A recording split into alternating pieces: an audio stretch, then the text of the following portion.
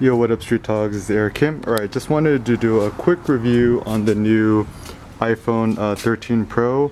Some basic thoughts about it, and you know, what's nice, what's not nice, etc. So first and foremost, my main purpose of actually getting it is for road trips. So being able to put it on the dashboard, use it as a GPS. So the first thing that's great is actually the screen is pretty awesome. It's by far the best screen that Apple has put out in a long time. And in regards to the screen, it's the brightest, most fluid phone that I've used. It has 120 hertz and stuff like that. Everything feels super smooth and snappy. In terms of the weight, like, it's, truth be told, like, I think it's too big and heavy. It's in my opinion, it's like a little bit ugly. I think I tested them out in person, and I don't know, I think that the graphite black, it just looked a little bit boring. Wanted to switch it up. Saw my friend Chris Chung, who had the white one, and actually the white one looks really nice. I think it has better contrast. And also in terms of honesty of materials, one thing you'll notice is the stainless steel on the side is really shiny, which is actually super duper annoying. But at the same time, it's more honest. My friend Sean, who's a Japanese worker, he talks to this about honesty of materials. And the nice thing about the stainless steel, just with the silver, is stainless steel is naturally silver, and therefore it's not being coated up by something else. In terms of the camera, I mean, the camera is fine. It's actually not too different than the other cameras that I've used before. And I actually think that at this point, if your passion is photography, don't get an iPhone Pro to make it your primary camera. It's things that are actually really good about it is actually, it's got a very good video selfie function, so it's really optimal for shooting vlogs and stuff like that.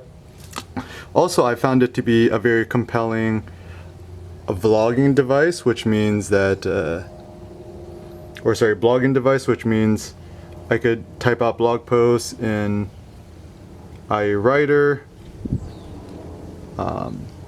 use the WordPress app, blog directly from my phone while I'm on the road and stuff like that. And also, it's surprisingly good for importing photos super quickly and looking through them. One tool that I have is the new, or the old, SD to Lightning adapter, so I could just kind of plug into this bad boy and then just kind of quickly edit my photos with Apple Photos, which has actually been a pretty good workflow. Also using Procreate on the phone. Procreate Pocket is actually very, very nice to analyze my photos. And yeah, I mean, that's pretty much it. I mean, my practical thought is, these are all the apps I currently have, is at this point, honestly, I think the phone is just a GPS tool. So when I'm driving in the super bright suburbs, to have the maximum amount of brightness and contrast when I'm on the driving on the road, seems pretty ideal. Also, you could be creative on the go. You could do like, you know, ZenBrush 2 and do some sort of fun calligraphy with it. It's very difficult to use one-handed, so at this point it's not even a phone. I just think of the iPhone Pro as an iPad mini an iPad mini that happens to be pocketable. So yeah, so I would say that if you're interested in the iPhone Pro, I mean, just buy it and just give it a go and see if you like it, whatever. It's not going to change your photography at all. I don't think the camera is the game changer or whatever. I just think right now, honestly, it's a iPad mini GPS tool.